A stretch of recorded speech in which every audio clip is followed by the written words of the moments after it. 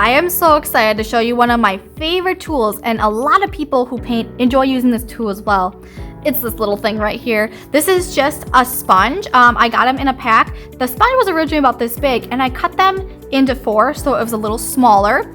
And that way it's more universal and I can hold it in my hands different ways. When you use a sponge, especially a small, cute one like this one, be aware, when you're working with paints like acrylic, your fingertips are more likely to get paint on them as the sponge absorbs paint. I'd say use that, have fun with it, get your hands dirty.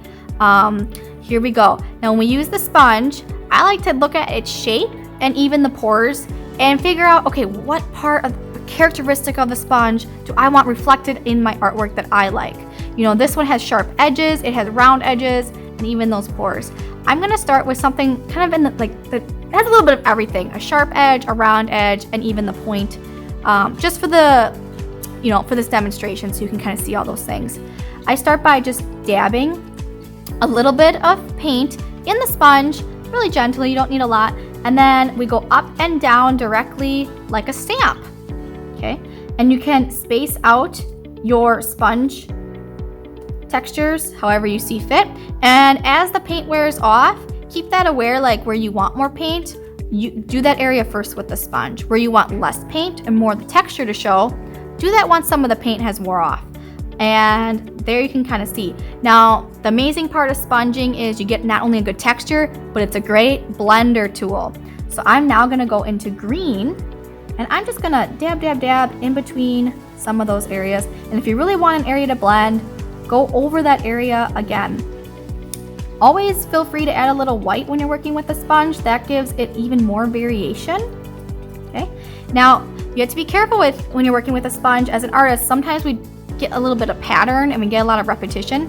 Repetition's good if that's what you're going for, and there's definitely a time and place for it. But when we're texturing things like animals, trees, remember all our hair and everything isn't exactly the same every stroke. So change it up, rotate your paper, change the sponge in your hand, maybe your angle. There's so much you can do with the sponge, okay? And I'm gonna add some more fun colors in here. And I love the sponging because we can just gradually change to new colors and it just looks so natural. Okay, and I always like, once again, I'm gonna go in with a little white, that's just my personal taste to kind of lighten up the color. Okay, as you use this sponge, it's gonna get more absorbed in the paint like I mentioned earlier, so just be aware of that. And you can go over something again. Okay. Have fun with it. I always like to use a sponge when we do like springtime trees or even a summer tree, something that's very full. Awesome. That's how you use this sponge. Super fun. Enjoy, have fun, and play. That's what art is about. Bye.